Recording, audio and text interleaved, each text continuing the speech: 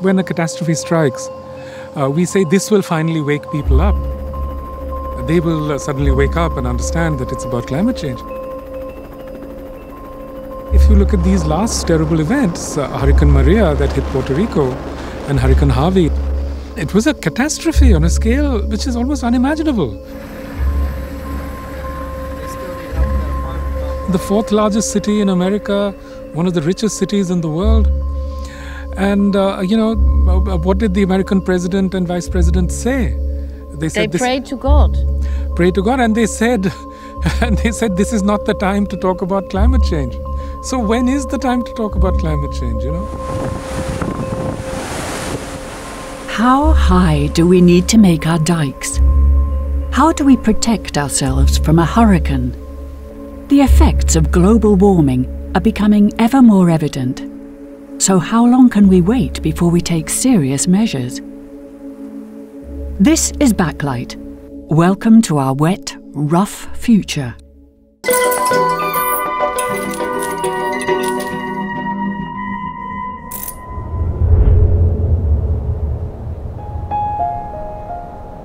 A long, long time ago, when we humans still drank water from plastic bottles and went on holiday 4 times a year by aeroplane, when we simply threw car tires into the oceans and bought new clothing every few weeks in nice warm shops, when we ate meat every day and were quite content.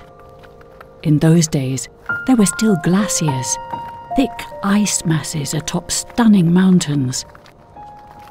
But that was a long time ago, because those ice masses have long since melted and the sea level has left us almost totally submerged.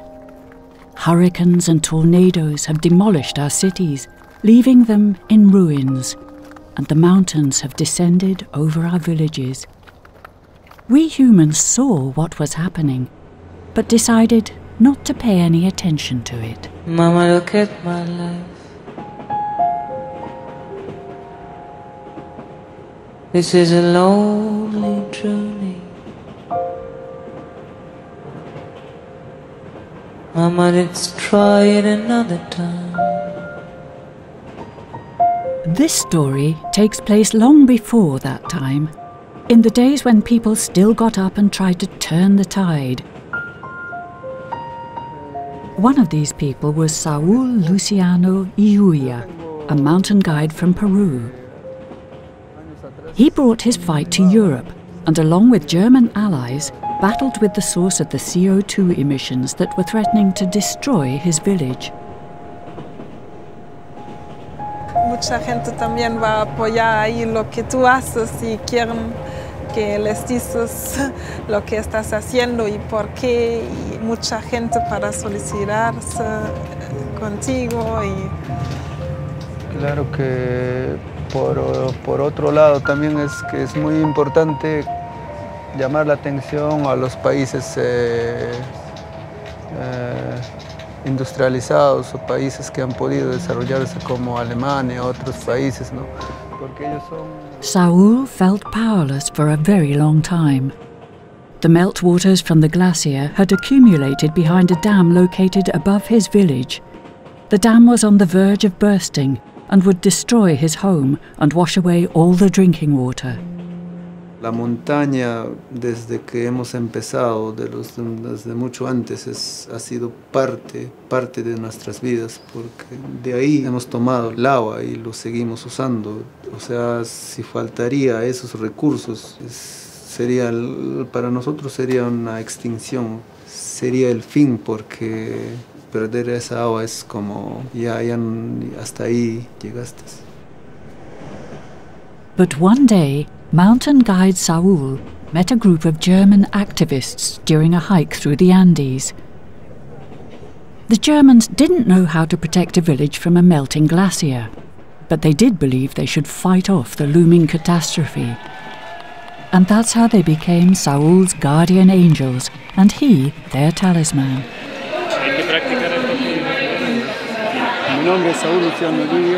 My name is Saul Luciano Yuya. Vengo de Huaraz, de los Andes peruanos. I'm from Huaraz, from the Peruvian Andes.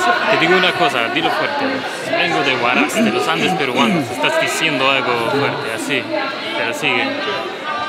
Desde muy pequeño he observado cambios. Since when I was a small child, I could see changes. This was caused by the big companies that burn coal and petroleum. Por esa razón he demandado a la empresa RWE para que se haga responsable. That's why I've sued the company RWE to make them responsible.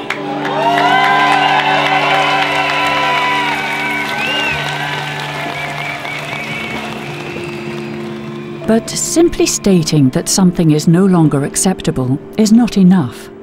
And that's how Saul was taken under the protective wings of the German environmental organization, which, with the help of a lawyer, took the unusual step of going to battle with one of the greatest polluters in the world, the German energy company RWE.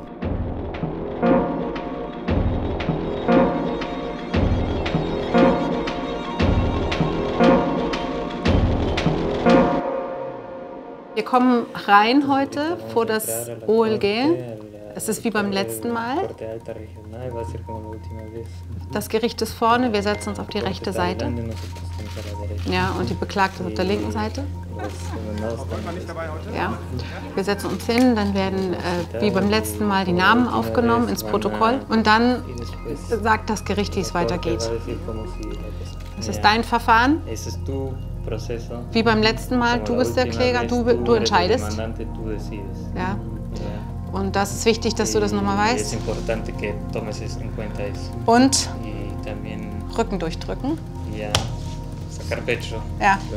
Wir wollen dein Risiko beseitigen und das ist völlig gerechtfertigt. Und das, was RWE sagt, ist einfach nur, alle emittieren, deswegen können wir nicht verantwortlich sein. Und das ist aus meiner Sicht nicht gerechtfertigt. Wir haben alles Recht der Welt, da zu sitzen. Wie ist Ihre persönliche Erwartung jetzt heute? Para hoy, mis expectativas, esperamos ganar.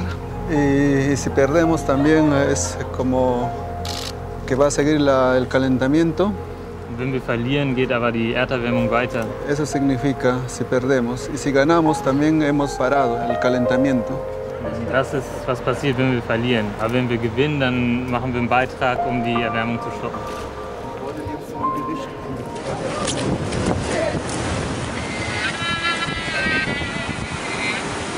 We find it hard to imagine that one day everything will be gone. Our homes, our streets, our libraries and beauty salons. Our aeroplanes will be grounded. Grass will grow between their rubber tires, and moss will creep over the plane seats.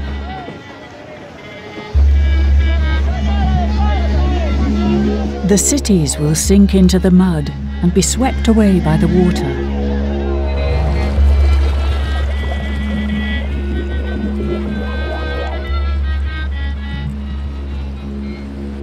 Man has caused all this. It has only just started, and we are no longer able to stop it. In Switzerland, during the summer of 2017, a mountain collapsed, engulfing the village of Bondo. The gigantic mudslides were a result of the melting glacier located just above the village. Dopo si era sulla bondesca mi si era giù dans la chiesa e cucinai. Gli ho messo in un cadrello e fatto un feu sotto. Dopo l'ho reçu la Monica, almeno 7 mesi, che mi ha portato un tocchino, ha fatto un lesso e si era giù a cucinare là. E dopo il telefono e l'ho mandato alla reçu la Monica, perché mi pensava che la cosa succedeva. No, il telefono su la Monica, lui là. E dopo un lui che fa verde. Le c'ha tutto, le c'ha la montagna. Là che filmera, fa già quel film, la fa lui.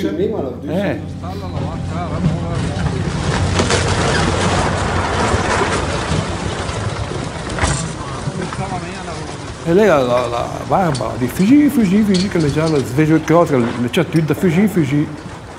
E non va. Non si passa via, ma mi ha sentito una coda alle verze.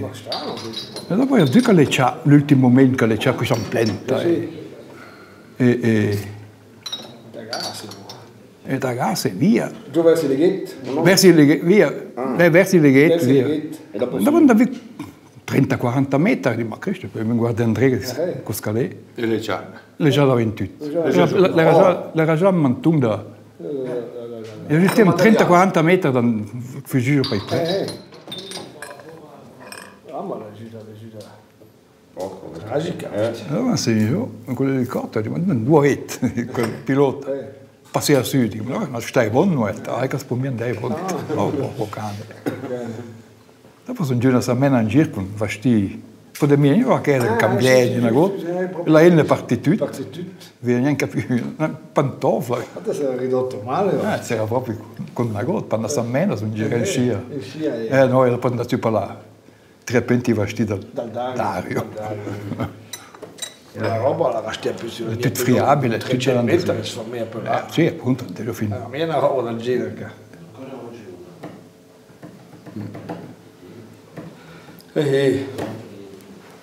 Lasciamo la buia,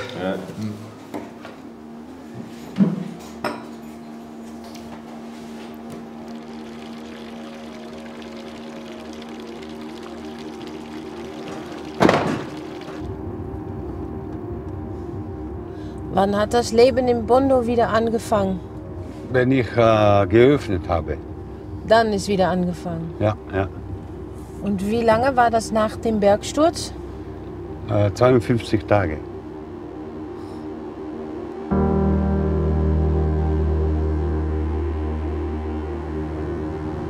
Haben Sie Glück gehabt, dass der Berg nicht über Ihr Haus gekommen ist? Ja, schon. Checkpoint für die, wo in die rote Zone müssen gehen, die müssen mit Begleitung gehen. Okay. Und die rote Zone ist die Zone, die noch in Gefahr ist? Das ist noch nicht bewohnbar. Ich glaube, die Natur macht schon seinen Lauf und fragt nicht an die Menschen, was sie macht.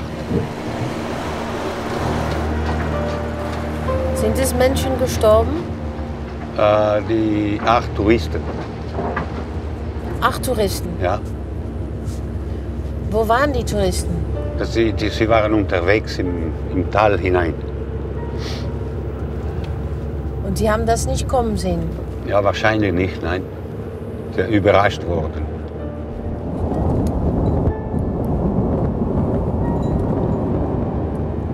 Hat man die Touristen noch zurückgefunden? Nee. Die sind unterm Staub oder unterm Berg? Ja. Wir müssen die Folgen akzeptieren und weiterhin leben.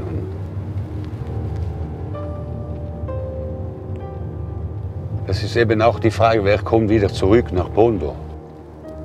Wie hat es ausgesehen? Ohne Leben. Alle waren weg.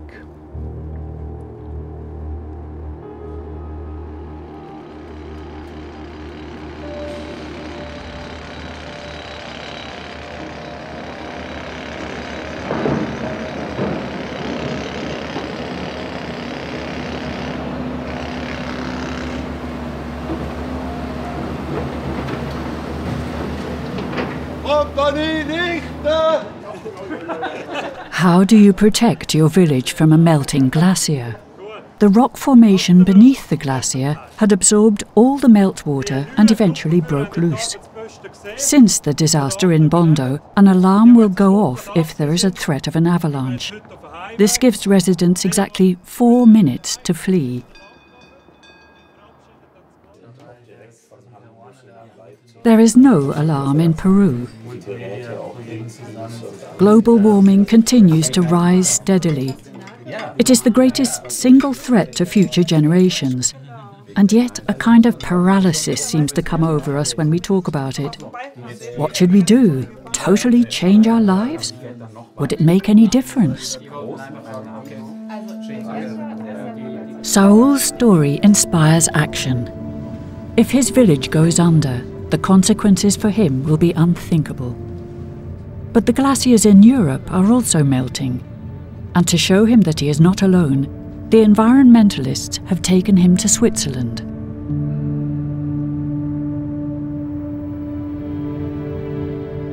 Imagínate así subiendo a Paicacocha, tan fácil. Sie sind von hier. Sie haben bestimmt in den letzten Jahren auch den Rückzug von dem Gletscher gut mit ansehen können, ne? Jedes Jahr ein bisschen mehr. Ja, beim Langgletscher ist das Tor gefallen. Ja. Oder das Gletschertor. Das war so dünn, dass es jetzt zusammengefallen ist. Dieses Jahr? Ja, dieses Jahr. Ja. Ja. Im Gletschertal. Haben Sie noch Erinnerungen als Kind von dem Gletscher, auch wie das da aussah? Ja, also speziell vom Rhone-Gletscher. Der Rhone-Gletscher, der kam wirklich bis unten ins Tal und da fährt ja der Zug, fährt ja fast vorbei. Und jetzt ist er ganz oben und hinten bildet sich ein See. Ja. Durch das Schmelzwasser bildet sich ein See. Mira más hacia allá. Ahí está.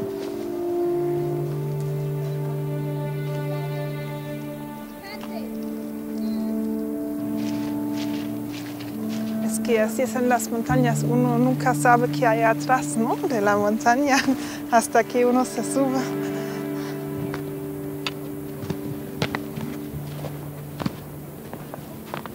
Jetzt sind wir hier da auf dem Eckishorn auf 2900 Meter.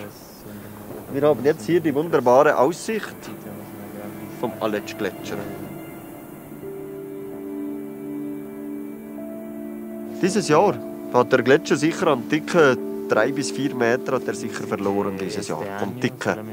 Nur diesen Sommer. Das ist viel. Das sind diesen Sommer, Sommer 2017, sind in der Schweizer Alpen über 3% vom ganzen Eisvolumen. Vom ganzen Volumen, alles Eis, das da ist, sind ca. 3,5% sind wieder abgeschmolzen in einem Jahr. Gibt schon Bedenken. Ich meine, wenn man halt jedes Jahr wieder, jeden Sommer x-mal da drauf ist und man sieht, wie schnell das geht. Das hat es ja schon immer gegeben, die Schwankungen. Aber jetzt geht es einfach extrem schnell. Vor allem gerade die letzten 15 Jahre ist brutal, wie schnell das geht. Das haben Sie gesehen?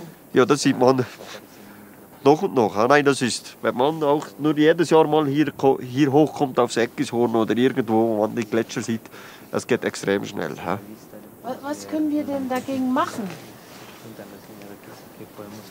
Ja, was macht man? Wir versuchen eben, das ist halt alles, was wir an Treibstoff verbrennen, eben Autofahren, Fliegen, Heizen, das ist halt alles, das beschleunigt, das ist ganz klar, das beschleunigt. Aber es ist ein Teufelskreis, man kann ja nicht von einem Tag auf den anderen alle Heizungen, alle Autos und alles abstellen. Das ist halt, es gibt immer mehr Leute und wird immer mehr fossile Treibstoffe verbrannt und das beschleunigt halt. Sehr schwierig.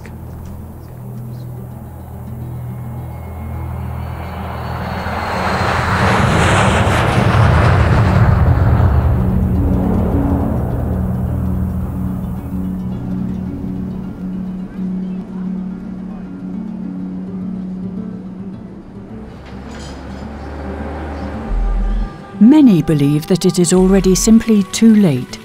But what this really means is something that no one seems to have imagined.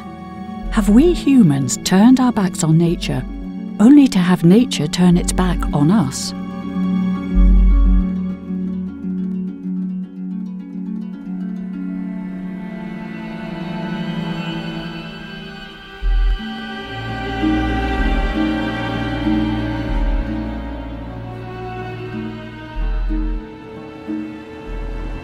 There is still hope for a solution, but the inconveniences caused seem to weigh heavily.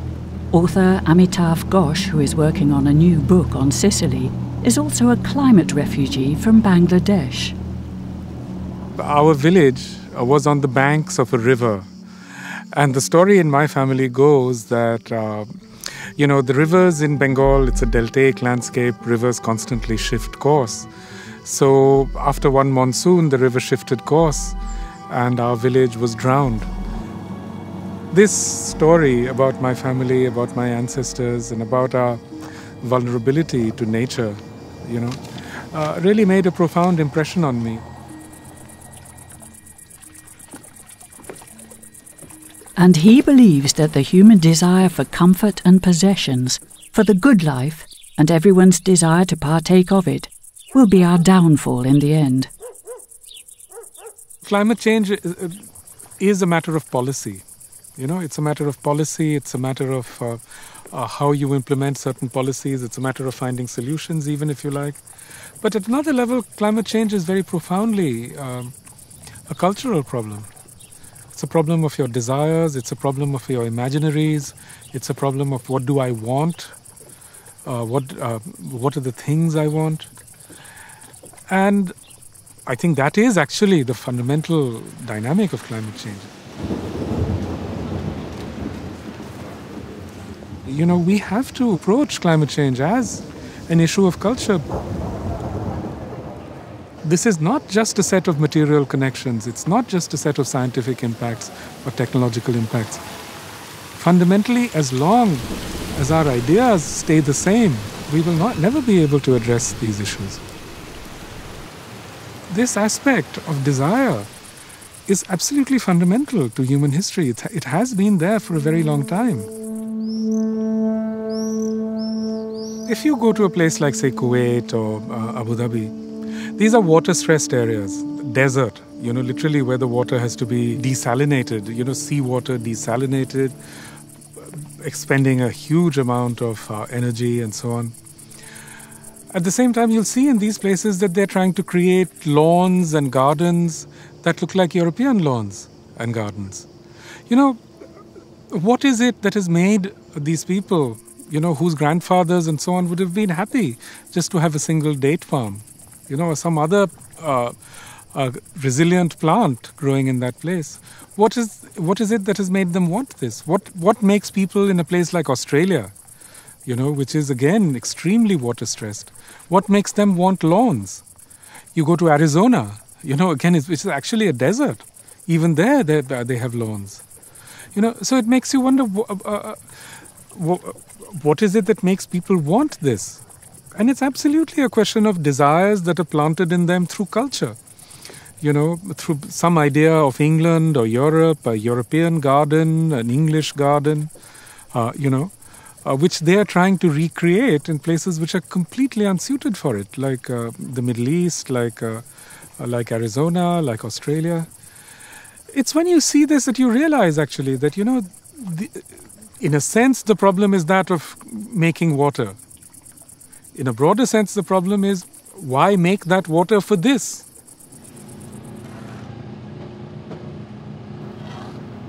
Ein europäisches Forschungsprogramm untersucht den Permafrost von der Sierra Nevada über die Alpen, von Skandinavien bis Spitzbergen. Denn der Permafrost ist von der Klimaveränderung betroffen. Was die Wissenschaftlerin interessiert ist, wie sich die Bodentemperaturen im Laufe der Jahre verändern.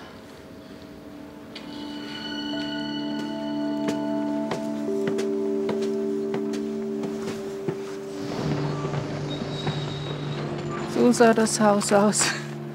Letztes Jahr, nicht dieses Jahr. Zäune hier und die Hortensien und hier die Rosen.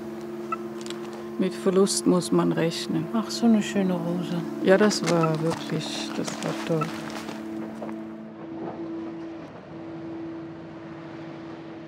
Der Berg, der Cengalo, der ist förmlich explodiert. Selbst die Geologen, Spezialisten waren überrascht.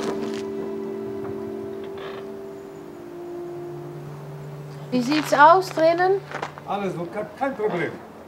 Unten auch nichts überschwemmt. Gar nichts, gar nichts. Und dann heißt es immer, ja, wir können zufrieden sein, das Haus steht noch, wir haben Glück gehabt im Unglück. Jeder hat seinen Schaden genommen und jeder muss damit fertig werden. Das Schlimmste wäre natürlich, wenn man ums Leben gekommen wäre. Das ist dann das Allerschlimmste, was einem passieren kann. Aber ich muss jetzt hier, vor allem nächstes Jahr im Frühling, das wird hart.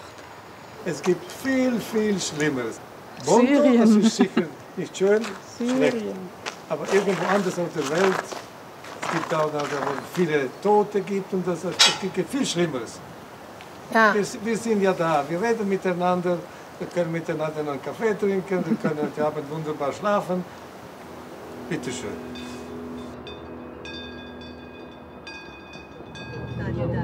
Claro que allá hay más pobreza, acá no se ve así. Como que casi que estás en tu casa. Sí. Bueno, tú vives en la Suiza peruana. Sí, eso dicen.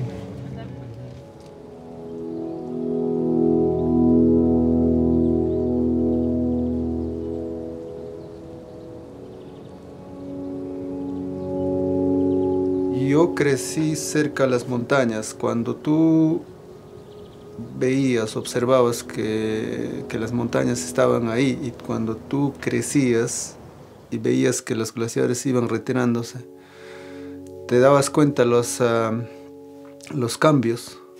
Y además, por motivo de profesión, me eduqué como guía de montaña, y ahí directamente los sentí o veo los cambios climáticos, los cambios del retroceso glaciar que se están produciéndose allá. Te sientes muy triste al ver que las montañas están desapareciendo. Entonces, eso nada más que tienes que mirarlo a diario y sentir eso, y adelante. ¿Por qué no? Porque están afectando tu naturaleza, tu montaña. Entonces tienes que hacerlo para parar eso. Creo que ella quiere comer. Más arriba, a una altitud de 4.400 metros, hay una cantidad de agua con volumen, tamaño, entonces la ciudad está abajo. Entonces puede ocurrir cualquier cosa, una avalancha, un terremoto, y puede colapsar y puede bajar. En cambio allá, claro que todos contaminamos, pero en proporción hemos contaminado tal vez poco. En cambio acá no, lo que no hemos contribuido a la contaminación estamos ya sufriendo las consecuencias. Hay pan con queso. He said, come wander with me, love. Come wander with me away from this sad world. Come wander with me.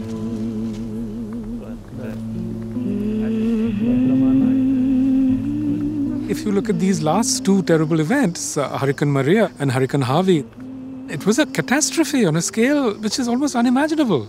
The fourth largest city in America, one of the richest cities in the world. And, what did the American president and vice president say? They prayed to God. Prayed to God, and they said, this is not the time to talk about climate change. So when is the time to talk about climate change,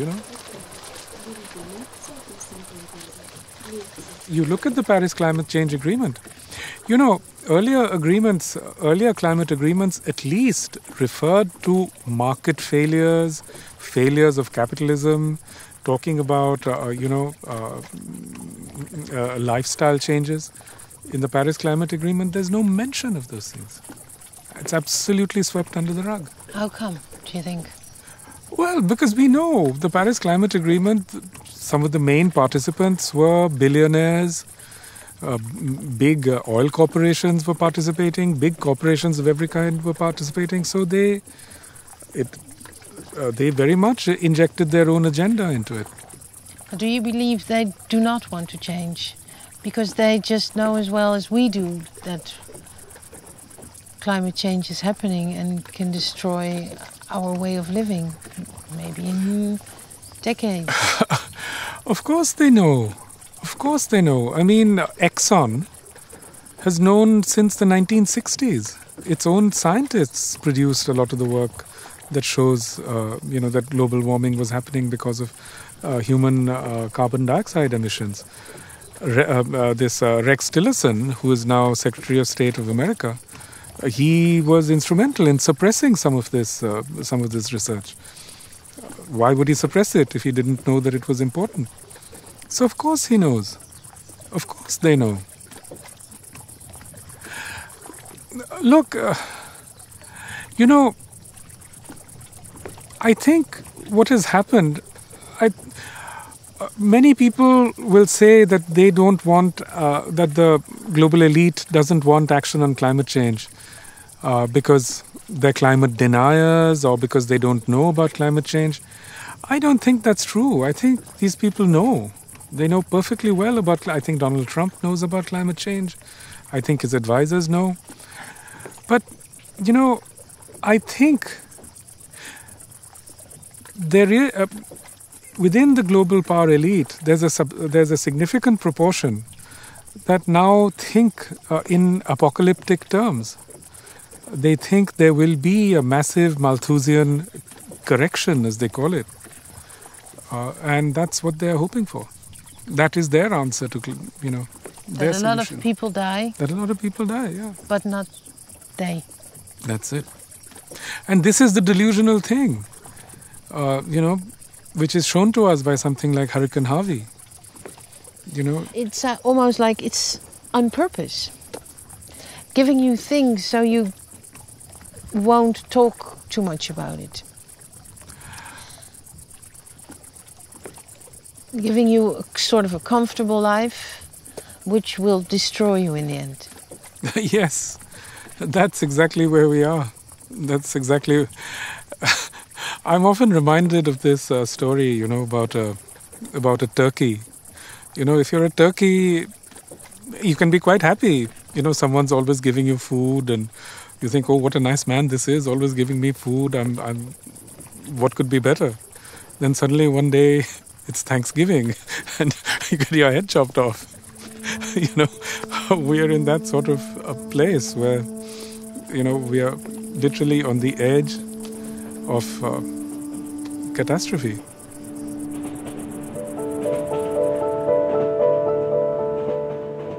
Mein Mandant hat ein Problem, und zwar ein akutes. Sein Haus wird irgendwann, ist nur eine Frage des Wann, überschwemmt aufgrund der Gletscherflut, die dort unmittelbar bevorsteht in den peruanischen Anden. Dieses Problem ist nicht neu, das ist schon eine Weile gewachsen, aber es ist ein großes Problem. Er möchte Schutzmaßnahmen erreichen, damit diese Gletscherflut nicht ausgelöst wird. Das bedeutet konkret, soll ein neuer Damm gebaut werden und gegebenenfalls auch neue Abflussrohre.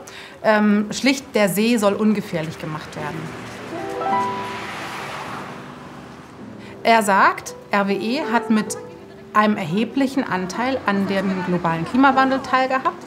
RWEs Geschäftsmodell ist es, Strom aus Kohle zu machen. Dadurch werden CO2-Emissionen freigesetzt, dadurch verdienen die Geld. Ich möchte, dass Sie dann wenigstens dafür sorgen, dass mein Haus nicht überschwemmt wird. Wir hoffen, dass wir hier heute mit einem Beweis... Wir versuchen RWE nicht für den ganzen globalen Klimawandel verantwortlich zu machen. Das haben wir nie vorgetragen. Wir sagen, für den Teil, für den du verantwortlich bist, für deinen Emissionsanteil, für den bist du verantwortlich für die Schutzmaßnahmen. RWE sagt, das ist völlig unmöglich. Man müsste, um einen solchen Anspruch zu stellen, das einzelne CO2-Molekül und seine Auswirkungen konkret über dem Gletscher bzw. an dem konkreten Gletscher verfolgen können. Das kann man nicht. Erste Argumentation. Zweitens, selbst wenn man das nicht müsste, wäre es völlig irreal, bei so vielen Verursachern nur einen rauszupicken.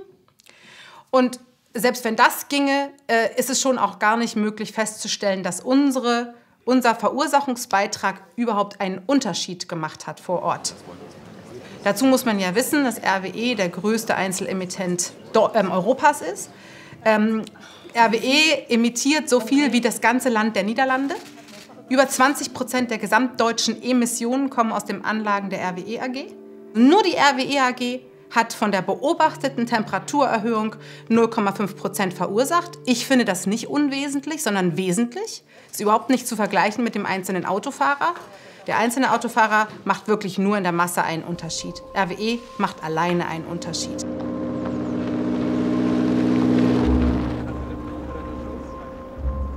Why do we need so many words to protect something that everyone clearly knows is essential to our survival? Although we are fully aware of the consequences, we continue to pollute on an increasingly grand scale. And meanwhile, there are people all over the world who spend their days cleaning up the damage from the numerous natural disasters.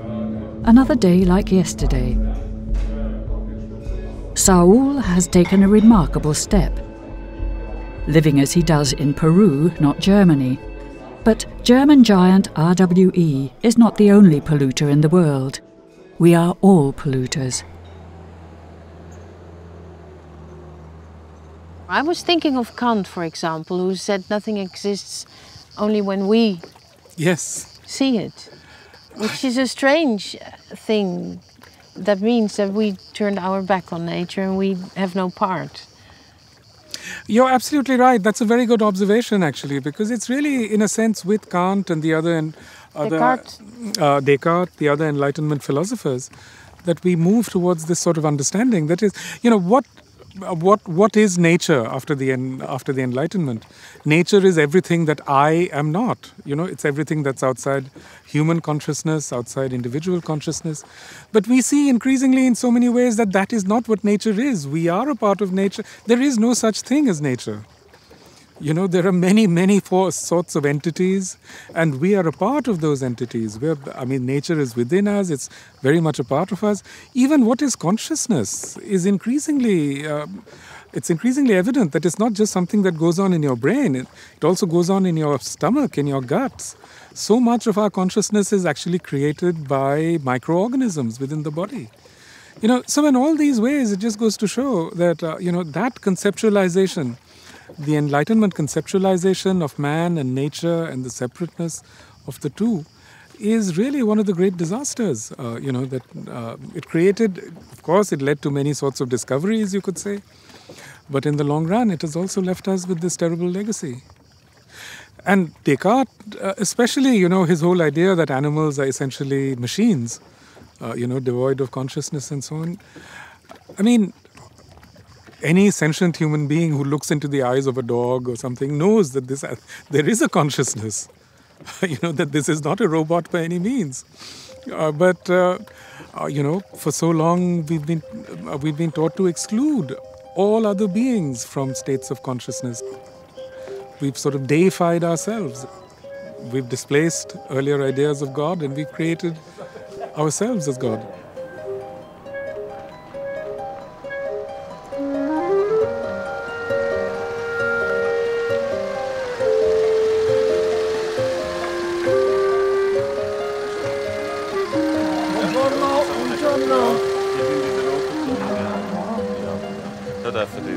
Sind Sie schon einen Monat nicht mehr zu Hause gewesen? Sind wir 2,5 Monate weg. Wir kommen mit Sie mit. Ja? Wir laufen, hè? Va bene, va bene. Gracias.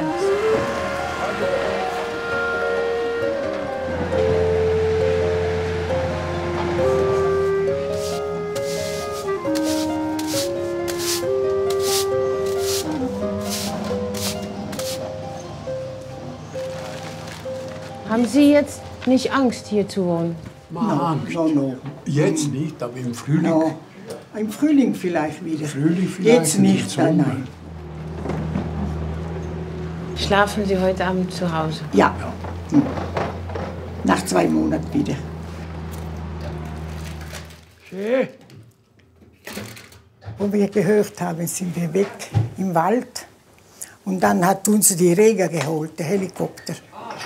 Nach einer halben Stunde oder 3/4 Stunde, weil das alles ein Nebel mit dem, mit dem Staub oder vor allem ein Nebel. Da könnte er nicht fliegen sofort. Und wie wusste der Helikopter, dass Sie da sind? Nein, Ja, die wüssten schon, weil da haben sie es gesagt. Oder sie wussten, die vom Dorf haben gewusst, dass wir oben sind.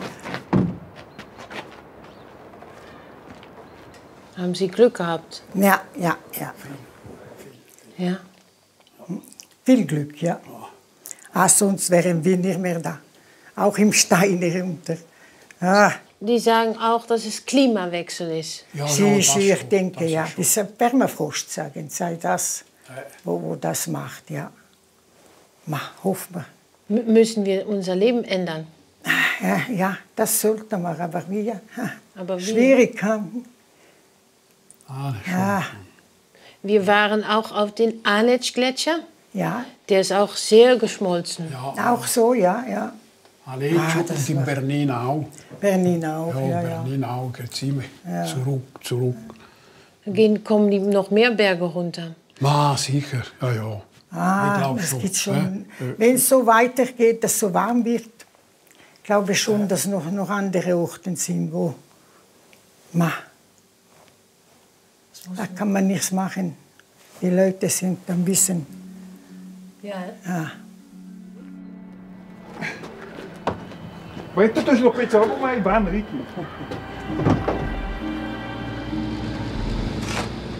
We've been taught to think of climate change as a struggle over lifestyle and all that, and it is in some way. But most fundamentally, fossil fuel consumption is about power.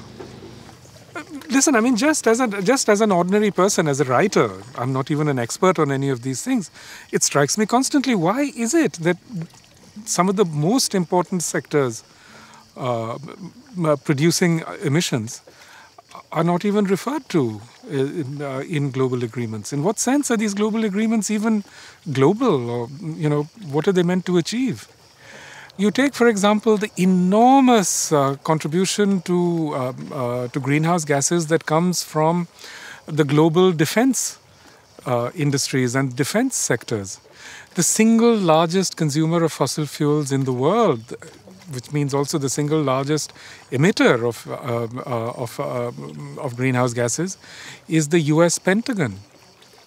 In every year, the US Pentagon uses as much simply for its operations in the Middle East. It uses as much fossil fuels as the entire nation of Bangladesh uses annually. When you're constantly told that it's all about your individual decisions, actually all that is happening is that they're shifting the blame. To us? Yes, they're trying to create a smokescreen for the realities. In the Paris Climate Agreement, the global transportation sector was not even referred to. And the transportation sector, you include airway, airlines, you include shipping, you include trucking. But the way you speak of it, it's like a conspiracy. I mean... I really don't think that there is a conspiracy.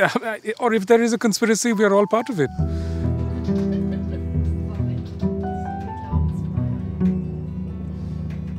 Following a closed-door meeting, a German judge returned a verdict in Peruvian Saul's favour. He can now sue energy giant RWE, the company responsible for the melting of Saul's glacier on the other side of the planet. The case is far from over, but it's a start. Ja.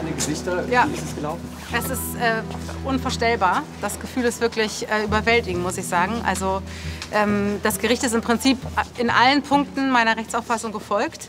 Und wir können jetzt das tun, was wir immer wollten, nämlich beweisen, dass RWE den konkreten Klimawandel dort mit verursacht hat und das Problem meines Mandanten mit verursacht hat. Das hat natürlich Bedeutung weit über diesen Gerichtssaal hinaus, aber erstmal sind wir einfach nur froh und glücklich, dass man uns wirklich zugehört hat und auch in dieser unfassbar detaillierten Weise wirklich uns jetzt hier schon ein Votum gegeben hat. Das ist, glaube ich, sehr eindeutig. Das Verfahren wird weitergeführt und mein Ziel für den heutigen Tag ist zu 100% erreicht. Jetzt die wichtigste Frage natürlich, was sagt Saul selbst? Bueno, las montañas han ganado. Die Berge haben gewonnen. Sus lágrimas son las lagunas y eso es el resultado que ahora a las montañas les ha escuchado la justicia. Die Lagunen sind die Tränen der Berge und die Gerechtigkeit hat das gehört und hat uns Recht gegeben.